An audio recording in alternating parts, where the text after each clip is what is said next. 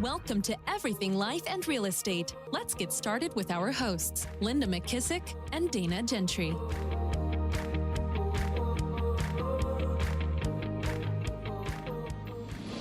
Hi, everyone. Welcome to Everything Life and Real Estate. I'm Linda McKissick. And I'm Dana Gentry. Hey, Dana, how are you today? I'm good. How are you?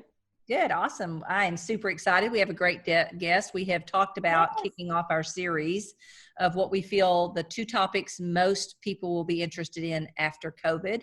And one is wealth and the second is health. So I'm going to let you introduce our guest and we'll kick it off. Yeah, I am so excited. This is somebody we've been wanting to have on for a long time, and actually friends of both you and I. And so we have Ken Wimberly from Texas. And Ken has, actually, I'm just going to let Ken tell about himself. How about that? Welcome, Ken.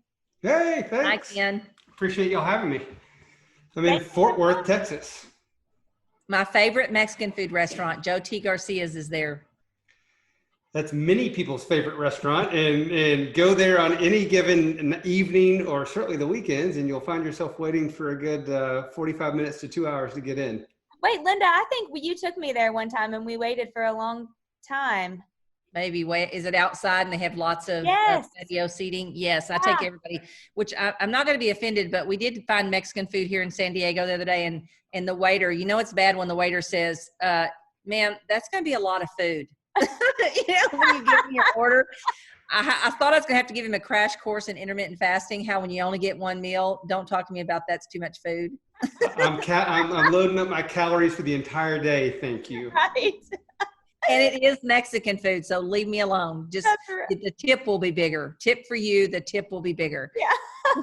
100%. Have you, speaking of, I knew we were going to squirrel on this episode. I just felt it coming. But one of my favorite memes of all times is the one with the chips and salsa. And it says, I don't know what's going to happen first. I'm going to stop eating chips or I'm going to die or something like that. It's like the endless cycle of the chips and salsa. Like, how many more can they bring you? Yes, for sure. I lost count. All right, Ken, tell us about yourself. You have a long history in real estate and have had a lot of success, and you can speak to both our health and our wealth topics. So I'd love for you to just tell the audience a little bit about yourself. Sure. I got in the real estate business October 2002. So prior to that, I was, out of college. I did insurance and investments. I had all my series licenses and did that for a little while. And from there, decided I was going to be an entrepreneur. So went and started a pizza restaurant, talking about food. So I launched a Parati's Pizza that was like a TCU institution. I licensed one of those, opened it up by UTA, and had visions of grandeur of opening up a bunch of restaurants and eventually helping them to franchise and build this big chain. And 18 months later, I filed Chapter 7 bankruptcy. So there was a big life lesson that came through that. And as I look back on it so many years later, so much of that revolved around hubris, like me thinking I had it all figured out. And this was way prior to me doing what I do these days, which is seek out the advice and guidance of so many mentors on anything I do. I didn't do that there. I was like, my partner and I were like, we got it. We're smart. We're going to figure it all out. And that's crazy, the mistakes I made. And the biggest single mistake I made in that restaurant was a real estate mistake. I ended up taking about 3 times the amount of space that we actually needed. And I did it because I fell in love with a location that was nearby the university. And I didn't know the first thing about negotiating or commercial real estate. I actually used a residential realtor to represent me. And he was very kind. He said, look, Ken, he was a friend of mine. He said, I don't know anything about commercial real estate, but I'll do what I can to help you. And he did, but so we took all this space, and the big space ended up leading to more employees, more overhead, more equipment, more food, more everything that we would have to order to run this place. And that ended up being our downfall. It was too many expenses, front loaded, up front.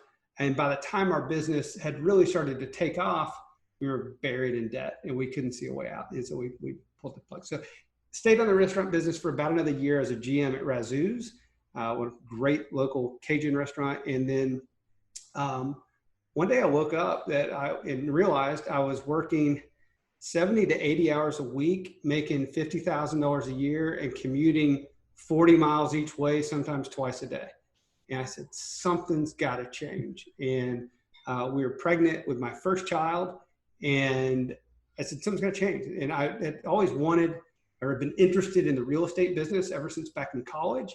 And I said, I think I'm going to explore real estate. And so I talked with the guy that had helped me to lease my space for Paratis. He was a RE/MAX agent. So I talked to him about going to work with him on his residential group. And then my uncle had made an introduction to a guy that was a commercial realtor. And so I went and visited with this gentleman, and his kind of sales pitch to me went a little something like this. He said, Ken, said, this is a tough business. If you get in the commercial real estate business, it'll probably take you at least 12 months to make any money. We don't have a draw. We don't have a salary. We don't have a loan for you, nothing like that. He said, so you're going to be on your own. You'll need to bring your own computer. You'll have a desk. We'll provide a phone. Bring your own computer and figure out what you want to work on. So, because unlike the big shops, we don't have formal training, no formal kind of paths to take you down. He said, but the benefit is you're not pigeonholed in any one given asset class. You can kind of figure out what you want to work on. And somehow that sounded good to me. And I said, sign me up. So this was October 2002. I went into the business, and I sat across this man at his desk for hours and hours and hours and just listened to every conversation he would have. And after everything, what does that mean? What does that mean? What were you trying to do when you said that? And I would just question and question. And he'd take me on appointments with him. I'd go listen, observe, and look at what he was doing. And that's how I slowly started to learn. And kind of true to what he said, it was 11 months of grinding. Now, I was working every day, at least 10 hours a day in there, and just making calls, trying to figure out, researching. This was pre the computer days, like the wall behind me would have been covered in paper tax maps that were up there. And I had all these properties outlined with handwritten notes on who owned it and what they wanted, and from all the research I was doing. But that's what I did. It was just grinding out, learning about the business, who owned what in properties. And 11 months later, I made my first commission. It was $1,837 is what I made. And beat the 12 months. So I beat the 12 months. And then the 12th month, so 1 month later from that, I made my first $20,000 commission. And I was like, hey, this could work, right? But that was because of the work I'd been doing and starting to slowly build a pipeline in there. And I made up my first decent sized commission. And then the next year I made six figures, and it continued to grow and grow from there. And I ended up doing quite well.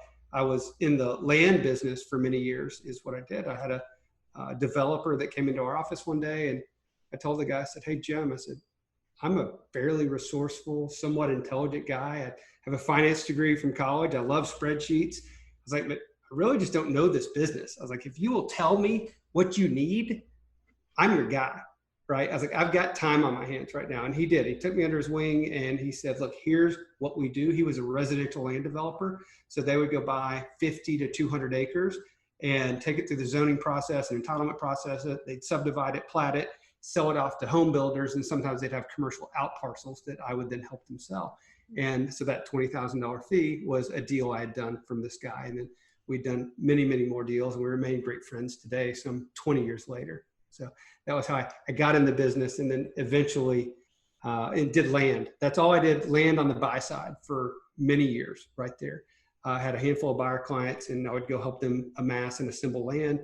And eventually, 2006, I started looking at investment deals on my own and putting together some land deals on my own for long-term land holdings.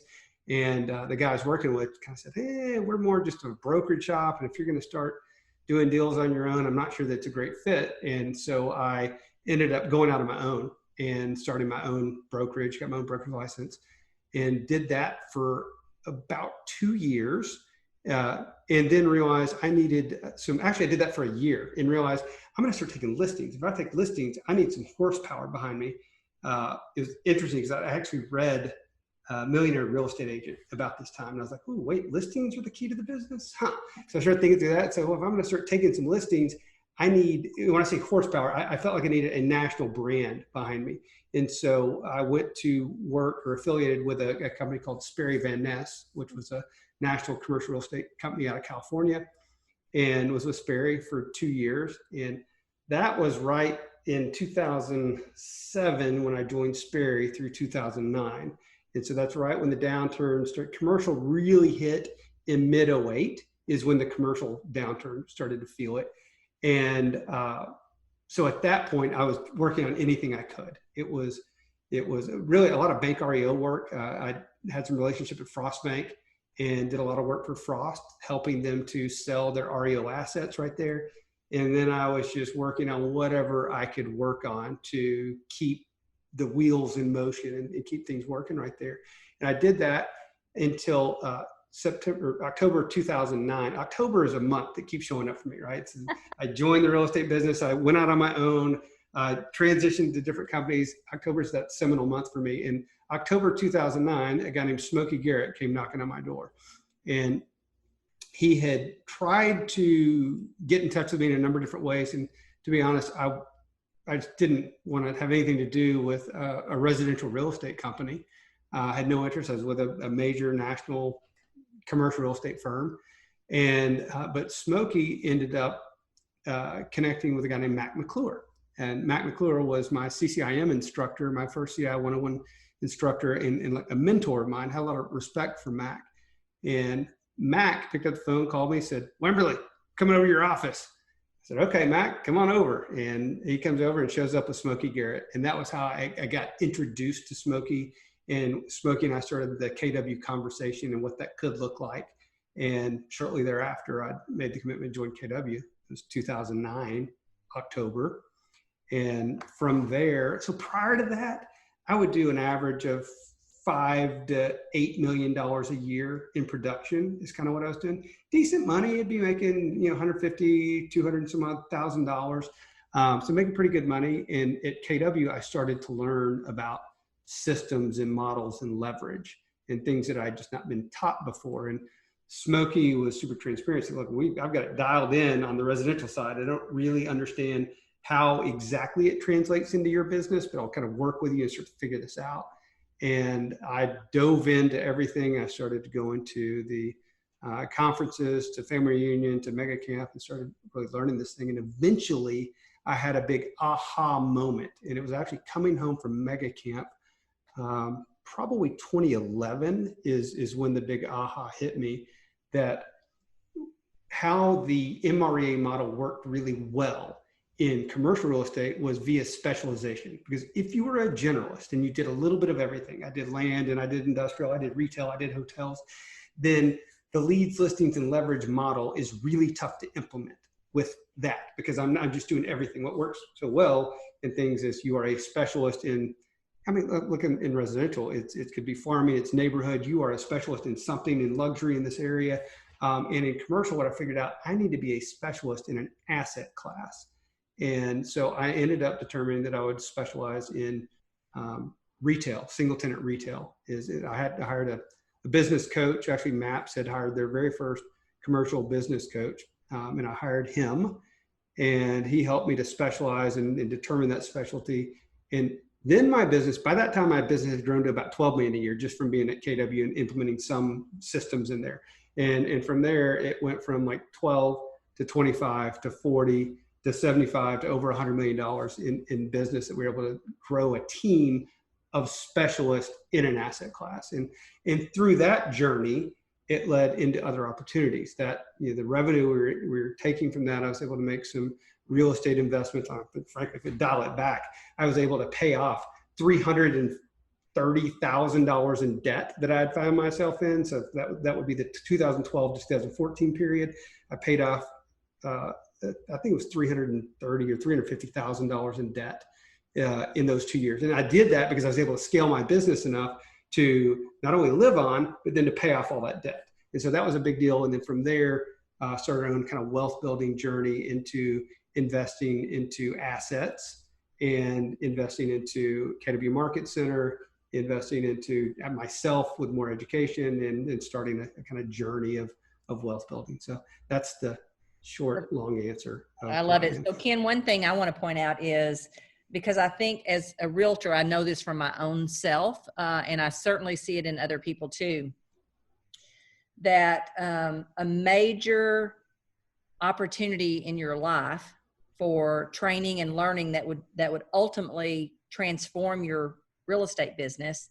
And I'm sure you'll get to this part in a minute, and lead to some major wealth building opportunities, all could have been absolutely not there had you not gotten into that one conversation that you actually were saying no to. 100%. I said no to 3 different times.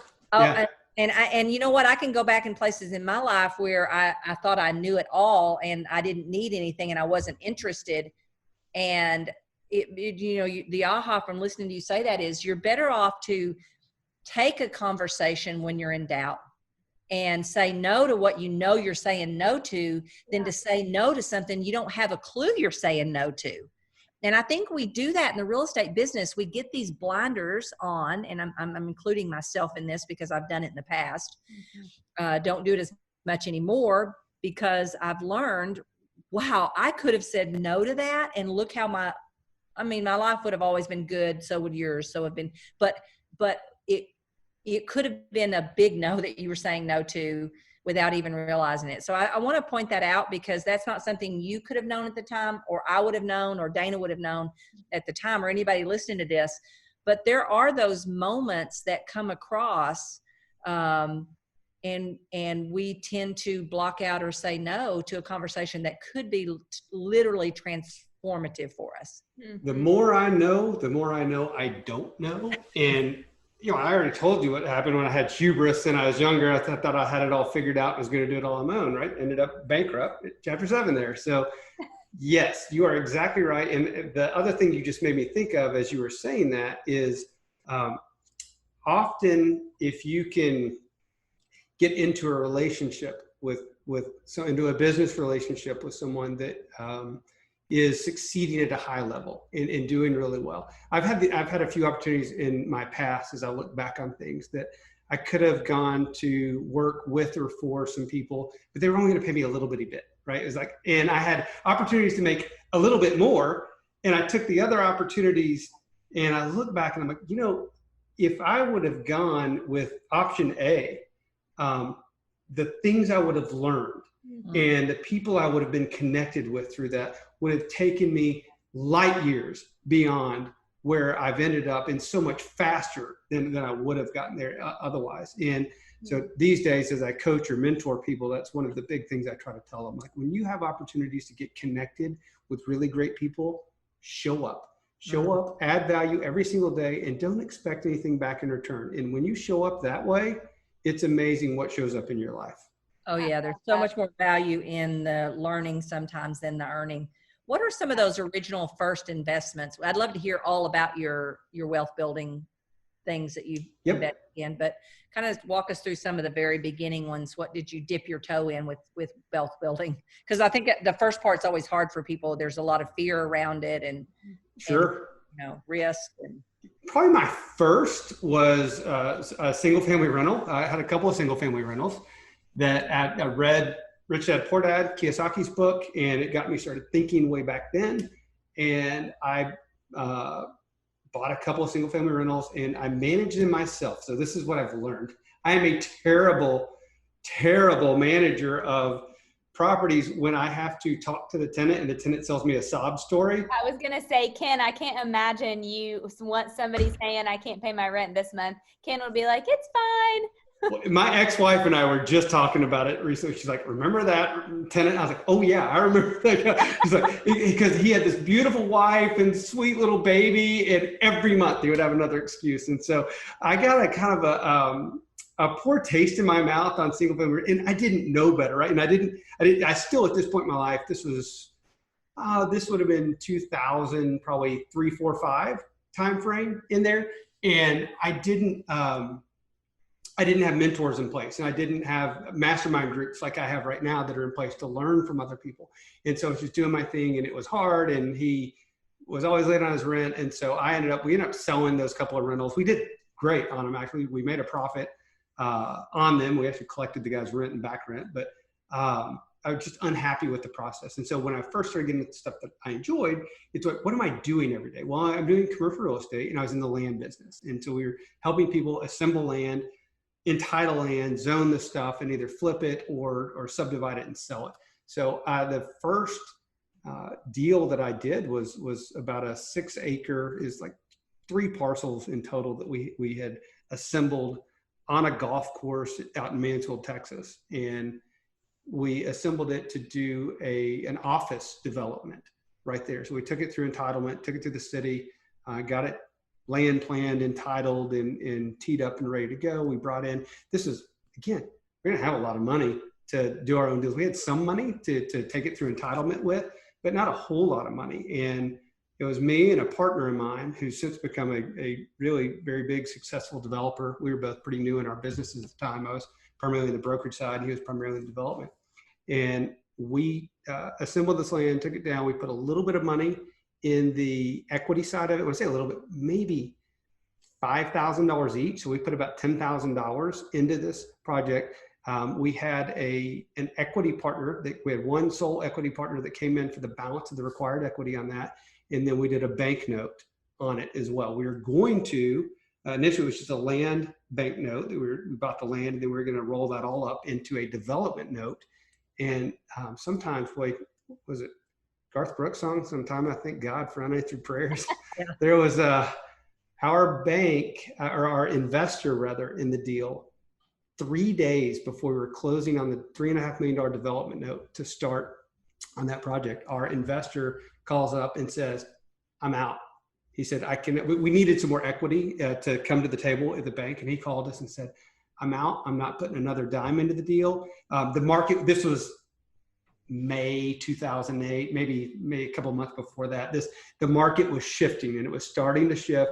Some of us didn't quite feel it yet because the transactions were still happening at peak levels right there. But he was feeling it because his banker was already calling him and starting to pull lines from him. Mm. And he's like, "I'm out. There's something happening right now, and I'm pulling the plug on this deal."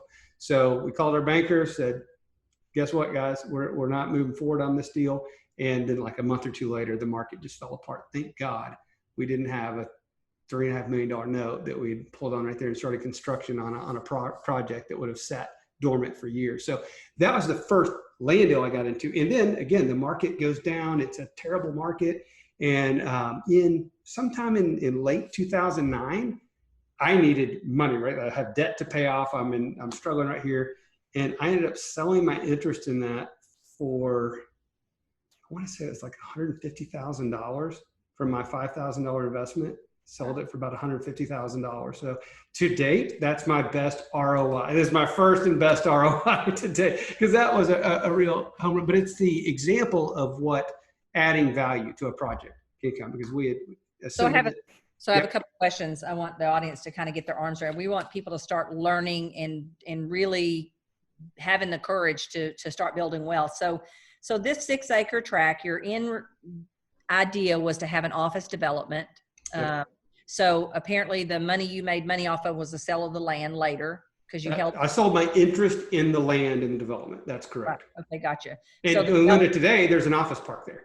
Okay, so it was only land at the time, right? Correct. What was the total dollar amount that you guys were looking at to buy the land, do the development, and were you going to go ahead and build the buildings and it's an 8, I believe there's 8 lots on that development. I think there's probably 1 or 2 lots still remain. So this is, you think how long it takes sometimes things to come to fruition. I think today there's still, and we're 2020, there's still 1 or 2 lots remaining in there, but it's a very beautiful medical office development right now.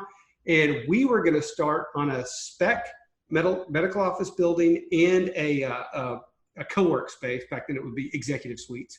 That was prior to co-work days, but we were going to start an executive suite building and a spec medical office building. So we're going to start 2 buildings up front. That's what the $3.5 million development note was for.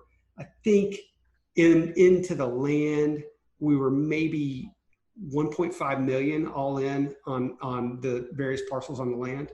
Got it. Wow. Just so people can kind of have an idea of that. And you're right. Thank God for unanswered prayers. Amen. And most of the time in development, what people don't realize, we've only done a few small developments, is most of your profits on the back end of those things, right? They're not on the front end. Is that correct, or am I? 100%, because all of the heavy cost and utilities and infrastructure that gets spread across all phases of the development, those come in phase one typically. So a lot of my clients that I mentioned were residential developers, and they would develop these 200-acre properties into 3 or 4 phases. The profit's all in the 4th phase. And that may be 5, 7, 10 years down the road is when they finally manifest the profits of the development. Okay, so from 2000, and you said that was 2009, right? From then until now, what are some of the best investments or things you've done to build wealth, and how did those come about?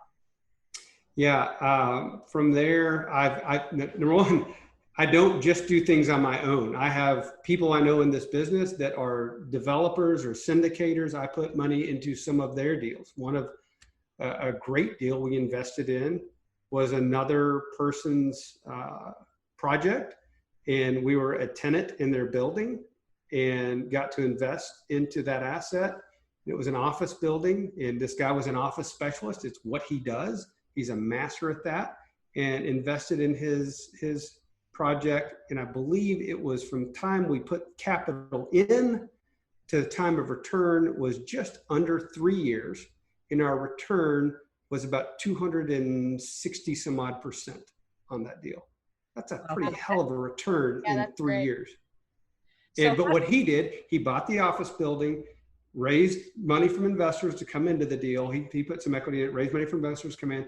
He fixed up, he did some capital improvements to the office. He fixed the elevators. He fixed the lobby. He made it look a little bit nicer. He did minor upgrades, but things that made a difference in the landscaping to the property. And he improved the occupancy and extended a couple of the leases is what he did. And he had the benefit of an improving market. Cap rates were compressing as the market continued to improve right there. And then he exited about 2.5 years later for a heck of a return to his investors. So you really didn't do anything on that one, but just invest in it. You all both know Pat Hyven. I heard Pat Hyven make a comment about 4 years ago. Maybe it was 5 years ago. It was a big aha moment for me. Pat said, I own a small percentage of a lot of deals. And prior to that, I was like socking up all my money to do my own deals right there. And that was like, I heard the clouds parted and the sun shone. I was like, oh, and from that point, I started looking, okay, which of my friends are doing good deals right there? And like I mentioned, I've got the friend I did the original development project with. He's become a very successful developer. I've invested in his projects. This other office rehabber have invested in his projects. And then, but on myself, we recently, one of our recent deals about 1.5 years ago, we bought a 50,000 square foot retail shopping center. Again, what business have I been in since 2012? Retail real estate. So you kind of try to stick in the lanes that I know right there. And we bought a 50,000 square foot retail shopping center. We bought it at an 8 cap on actuals. This is in Abilene, Texas, which I'm involved with the Keller Williams office out in Abilene, Texas there. And so I was back and forth to Abilene a bunch. And bought this shopping center, 8 cap on actuals with about 25% vacancy remaining in the building. So some pretty good upside in the building right there. We bought it on a price per pound kind of basis because rents are really cheap in Abilene. So we bought that thing for $1.1 million, which is like $19 a square foot. Wow. Okay. That's, people around the country will be listening and being like, well, I pay like 3 times of that for dirt. Okay. Yeah. So we bought the 50,000 square foot shopping center at about $19 a square foot. Then we ended up putting our laundromat. That was our first laundromat location. So that's a whole other wealth building avenue that we're on. But we opened up our first laundromat in that location, which was a 6,200 square foot laundromat. And then eventually we backfilled the remaining 13,000 square feet that into a kind of a mom and pop Harbor Freight kind of tenant. It's not Harbor Freight, but they do similar things to what they do. And so now we've got that center up to 100% occupancy. Okay, so let's back up a little bit. So how does it go about that someone brings you into their deal? So like on the office building, the one you made 260% return, was it because you were tenant there? Was it because you had a close relationship with the person? what transpired, because here's what people on the outside are going to be saying, well, that's easy for you, Ken, you got all these people, but it starts somehow. Either people knew you were interested, or you just happened to have a close relationship with the right people. And by the way, 90% of what we get in life is the relationships we choose to have that open those doors. So what would you say that was the case there? Great question. So the answer is kind of both on that. That opportunity came from being a tenant in that building, and there were other tenants in that building that didn't have the opportunity. So what it really came is we knew the operator. So the guy that put that deal together is a commercial real estate broker. I've been in circles with him. I've served on boards with him in the past. So there's another trick, and I know you all are both super involved in leadership, is serve. Show up and serve and lead people, and opportunities will show up. So I met this guy through serving on commercial real estate boards together, and got to know him and know what he was involved in. And he's just someone that I would continuously just check in with, see what he's working on. And so this opportunity came from, I knew he was coming and looking at buying this building that we happen to be a tenant in. In others, like once you get to know people, though, you can get on people's list. People are always looking for money.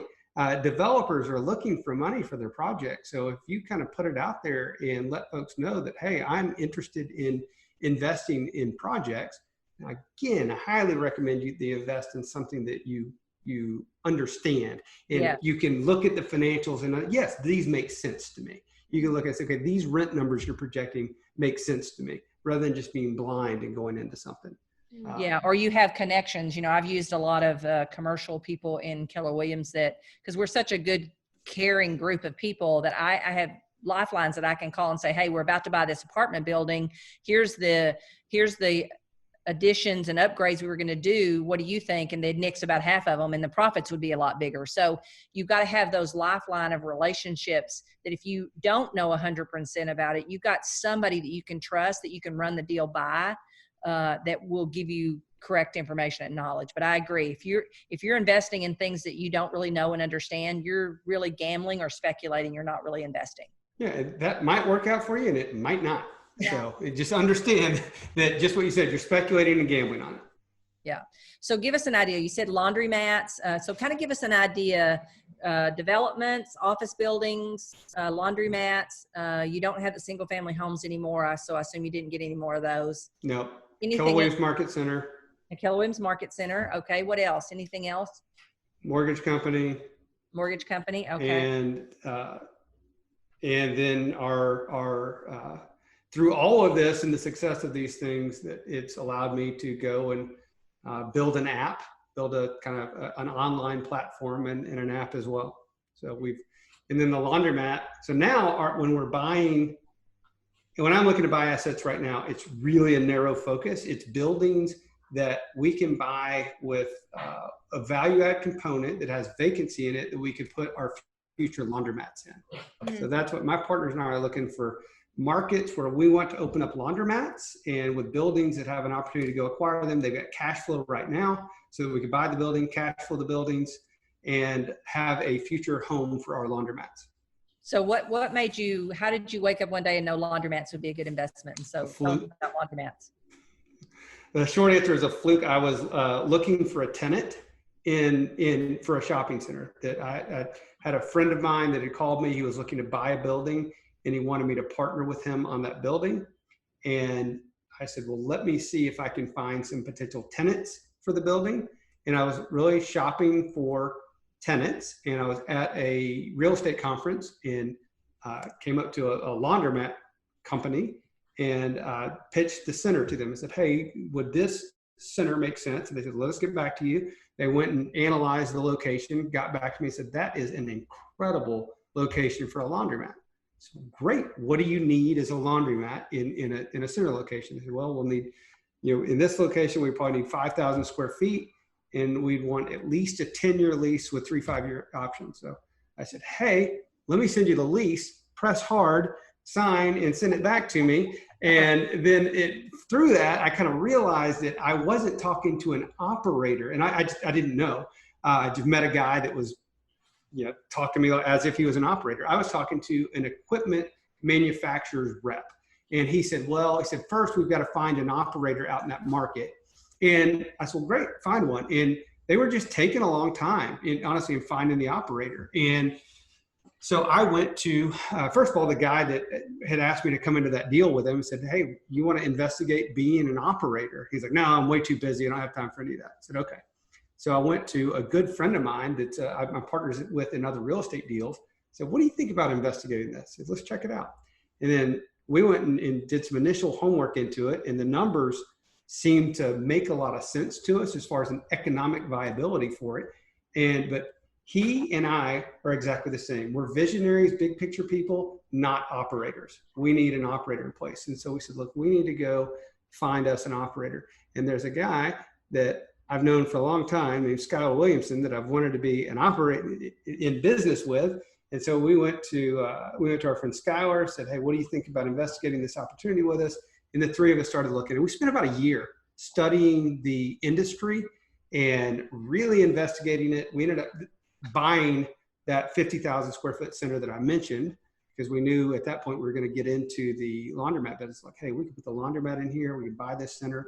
And we opened up our first, we studied the industry for about a year, got comfortable with it, got comfortable with ourselves as partners, what roles we would fill, and opened up the first laundromat in September of last year. And so now it's been up and going for coming up on a year, and we're now actively laying out and working on locations number 2 and 3 right now. This isn't like a regular laundromat that a normal person would think of, right, Ken?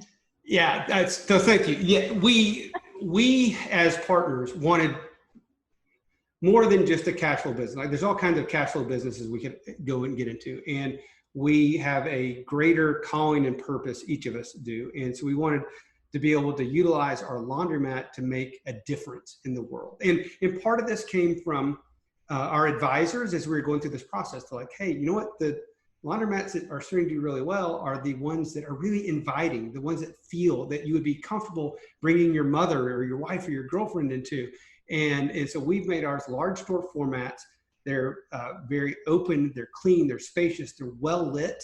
There's security cameras, there's TVs in there that show only positive programming. We don't allow daytime TV or news or junk on there. It's only positive programming on the TVs. We have staffed locations with a friendly staff that are trained to come and greet you when you come in the door and say hello and welcome and offer to carry your clothes in or carry your clothes back out of the car. And in addition, the most important part we have is we desire to be like the Chick-fil-A of laundromats, and we have a children's play area within our laundromat. So with, as a mother or a father or a grandparent that comes in and you're bringing these, young children that are bored to tears while you're doing the chore of laundry, we've got a cool little play area where they can go play. And next to that, we've got a children's literacy area, because as we were going through this process of learning about laundromats, what we learned is in the often kind of lower tier demographic areas where the laundromats are located, literacy is a big issue. And there was a stat thrown out that when I heard it, I could not believe it. In fact, I still have a hard time believing it. It said that 1 in 300 households in these markets have books for their children to read. 1 in 300 households. I'm like, what? I'm like, my kid has 300 books in his room. And it blew me away when I heard that. And so we have started, partnered with the Laundry Cares Foundation, and we bring in books every month, and we give them away to the children. We ask the children, hey, you see a book you want? Take it home, take it home. And we have partnered with the local university, Abilene Christian University, and we have students that come each Saturday and Sunday, and they read to the children in our store. And we brought like this young author that had written a book, and she came in and read the kids. And so we're using our laundromats as a way to give back to communities that we go in and operate. That is so awesome. Awesome. I love it. I love that too. And we could go on a whole nother hour. I know. I haven't even got to ask any of I have so many questions, Ken. So we really want you to talk about Legacy of Love, and that's a really big deal. And I want to point out 1 or 2 things really quickly. So I've been writing down words that you've been saying, and just to make a couple points. So you had a massive, a failure and a failure that taught you so many great things in your bankruptcy. but you have been so learning based. You use the word grind like 3 or 4 times. You use the word mentor 3 times, coach, I think 3 or 4 times. I lost track of counting. And then you said investing, but not only in the other things, but you invested that money back into yourself. And so one question I would ask when we start to think about building health and wealth, what would you say to the people that are listening that are too busy for masterminds and trainings, and too busy to have a coach or a mentor, or maybe just don't think that they need those people in their lives? I can say that I was that person in the past. It's easy to be busy, and being busy and being really effective are sometimes really different things. And any of us can be highly busy. And I give Gary Keller 100% credit. When I heard that man on stage for the first time in New Orleans, February 2010, and he talked about purpose and living a life with a big why, it started to change my life. And through that, I started to bring in, I look at Gary Keller as a huge mentor in my life. Although, we've done some in-person stuff with him, but mostly it's from afar, just from a stage and me watching him. But his impact in my life has been massive. And I mean, everyone that is constantly in that world involved, they live a life of seeking guidance and help from others who have done it before. And that's what I've learned, right? There are people that have done things at a really high level before me. And and the other thing is, so many of those people are so willing to help. So just generous with their time, generous to a fault almost with their time. And if you'll, pick up your hand and say, hey, could I help? I got an email this morning from a guy. Hey, I heard you on a podcast, and I'm transitioning out of the military. I want to start investing in real estate. Can you help me? My answer is, hell yeah, I can help you. So I'm like, hey, here's my calendar link, jump on. But you just got to ask. Yeah. Pick up the phone or just raise your hand and ask, and get involved with, there's so many great organizations and groups that can teach you about investing in wealth building or health and wellness, whatever it is that you're wanting to focus on. But focus in your life will change everything. And just, I called it living my life on autopilot for so many years. And that's what I just did. I just went through the motions. I love it. I love it. Well, as we wrap up, let's talk about your legacy program that you're into and working on, and let everybody kind of know how they could get involved or if they're interested. And we'll put a link, of course, at the end of the show notes also. Yeah. Speaking of your big why, right? I'm so proud of you. So exactly. Speaking of my big why, as I learned that and focused on it, that's a great transition. I've never talked from that perspective, but you're exactly right. It took me 2 years to find that big why. And it was, I knew it would revolve around my kids in somehow or way or the other. And ultimately it was so that I could be the best possible example I could in every aspect of my life, for my wife, my children, others who may look to me for inspiration. But for my children, when they were very young, in fact, my daughter was 1 and my son was still in the womb, I was trying to figure out what am I going to do so that I can not just let time slip away. I'd had a lot of advice from people about me. Time is so fleeting, it will just slip away. I thought, what can I do so that I don't just forget and it's all gone one day, or it's just a blinking memory? And through a long series of events, I don't get into all that, but I decided that I would journal to my children. And I made a simple commitment, because I wanted something that I could stick with and live with, that once a month, I would write down one story for each of my children for what was happening in their lives. And that just seemed something that was manageable, that I could live with once a month. And I started this when Grace was 1 year old. She's now 17. And Knox was in the womb, and he's now 16. And over the years, those have, it started off, of course, with just little me gushing about how awesome they are and how beautiful they are. And, oh my God, you rolled over and you pooped today, and little things like that. And then eventually the stories would get kind of broader and wider and deeper. And it would be from milestones in their lives to, as we would take family vacations. I've documented every single family vacation we have day by day, so that I have captured the people you're with, who their names were, what we did, who our guide was on this trip or that trip. The little details that inevitably I would forget, I've captured those in story to my children. And I've done this for years and years and years. And then I've told you I went through a bankruptcy, it's in there. Told you I went through the market crash and $300,000 in debt. Well, I didn't tell you we short sold our home. all that's in there. I've written these stories about the stress and the struggle and the poor decisions that I've made and the good decisions I've made. My first $100,000 commission check, there's a copy of it, a picture of it in these journal entries, right? And so it's been this evolution. And then eventually I told hundreds of parents about this, many of whom started doing it on their own. And then many of whom came back to me like, Ken, you need to do something with this. You need to take this out to the world and do something with it. And as I had success in different parts of my life and I made changes in different parts of my businesses, it freed up the time and the resources to allow me to pursue it. And I spent about 1.5 years developing what's now Legacy of Love. It's a parent-to-child journaling platform that can be done on your phone, on your tablet, on your computer. They kind of sync amongst themselves, and it's a place for parents and grandparents to tell the story of their children's lives and tell the story of their lives and capture it all with photo and video and voicemails and voice notes. And then we've built it so that all of those stories can be displayed on a beautiful timeline so that you can see the total history of your family member's life as you go through. So, because you can date each entry and it will show. So now I can look back and like, how old was my kid when he lost his first tooth? Because I don't remember that stuff, but I can go back and I can see and I can know these things from the journals. I love that, because I can't tell you how many books I've been given to do that sort of thing, and they're all sitting still with blank pages because it was too hard to sit down and write all this. But I love about this because it's happening in real time. Yeah. It's things will happen with me, and I'll pick up the phone and I'll just make a quick entry. And even if I don't flesh it out, right, I'll at least write it down as a subject in the entry right there. And then like maybe that weekend or something, I'll be, because sometimes little jokes that kids will tell or things they'll say, kids are real transparent about stuff. And so sometimes they'll say something like, oh my goodness, I need to write that down and remember it. And that's one of the many things that I've been able to capture through this process. Well, the cool thing is you made it digital. I mean, it is like Linda said, it's so much harder it's not harder. We just choose not to take the time to do it. But when we do everything in our world from this thing, we might as well do that too.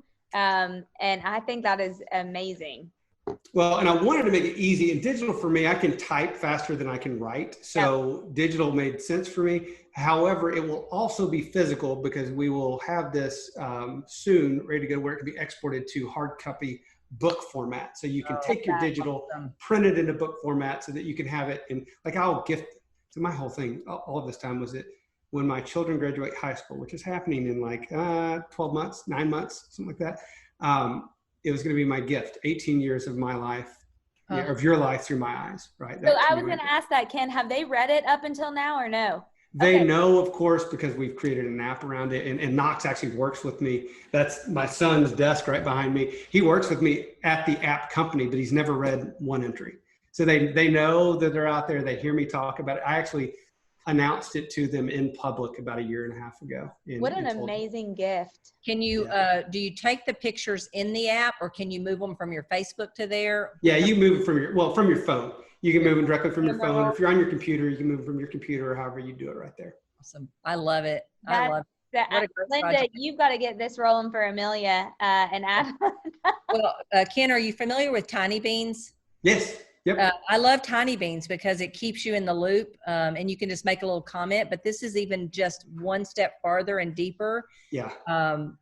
This brings a lot more story. So I am familiar. Tiny Beans is more photo based, right? Yeah. It's kind of strictly photo based. And this was, this was just my evolution of stories and telling the stories of what I'll tell you this. I finished every single entry I've ever made with the words, I love you with all my heart.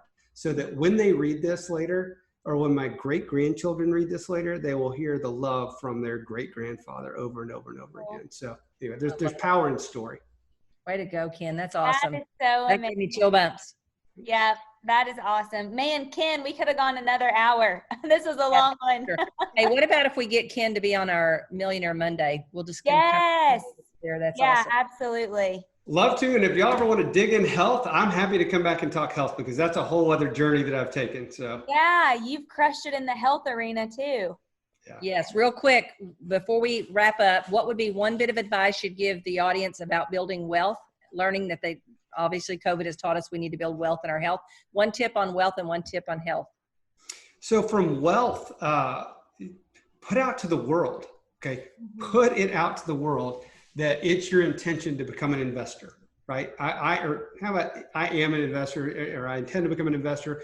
Put it out to the world and figure out what kind of deals you want to start looking at and ask to start seeing deals. Don't get weirded out. I don't have any money yet. Start looking at deals, start learning how to analyze deals, seek mentors, ask for advice from people that are doing it. You know someone, hey, they own 10 single family rentals, or they own 100 multifamily units. How did you do that? Start asking others and figure out from people that have done it before. And then the other thing is join a mastermind group with mentors. There's GoBundance and M1. There's lots of things out there. There's local meetup groups and places you can go to learn about investing. So seek knowledge and start putting out to the world, this is what you do, so you can start looking at and analyzing deals. That'd be my first on the wealth building front. On health. Okay, that's something that we need to all focus on, is on health. And I think if I was going to say something on health is make a 90-day commitment. And 90 days might sound like a long time, but 90 days is my number. And so make a 90-day commitment to do something, whatever your something is. It could be, your something could be, I'm going to exercise for 90 days in a row, and I'm just going to get on the elliptical, and I'm going to do the elliptical 30 minutes a day. It could be that I'm going to cut out all carbs, all soft drinks, all few little things right there. It could be whatever your thing is. Do it for 90 days, track the results, commit to yourself, because when we commit to something and we follow through and do it, that's how self-confidence is built, and the ball starts rolling from that. I love it. Great advice. Great advice. Ken, you've been amazing. So I just want to remind you, if you have questions around the topic of health or wealth for our guests, be sure and submit them to us at info@everything life and real estate. And remember, if you really want to pay us a compliment, if you think one of these episodes would be beneficial for someone you know, pass this episode along, especially this one. It's so full of content, Ken. We thank you. And we'd love for you to leave us a review. And if you'd like to be a guest on our podcast, reach out to us and give us as much information as you can about you and your opportunity or challenge or success at info@everything life and real estate. We'd love to hear your story. So Ken, I just want to say thank you. This legacy of love is an amazing, it will be your legacy, I'm sure, of all the other great things you've done. And we just want to say we appreciate you and we thank you for sharing with our group today. I'm so honored y'all had me. Thank you very much. I've been looking forward to this for a long time, so I appreciate you having me. We have been too. Real quick, Ken, how can people find you? Legacy of Love app, and then where else? Email or website or social media? Our website is legacyoflove.app. Is that our commercial real estate website is kwnetlease.com. Social media, I am on Facebook at Lord Wimberly, on Instagram at ken.wimberly, and LinkedIn at I think Ken Wimberly CCIM. So perfect. They'll find you one place or another. And we forgot to talk about Amber, but Ken's wife is one of my favorite people on the planet. So give her a big hug and kiss from us. Will do, for sure. Yes, absolutely. Tell her hi. All right, Ken. And thank you. Dana. I'll talk to you next week. Okay. Be sure to subscribe for more business strategies and tactics to inspire you to live an abundant real estate life. Don't forget to rate and review so we can bring you the best content. Find this and other valuable information at everythinglifeandrealestate.com.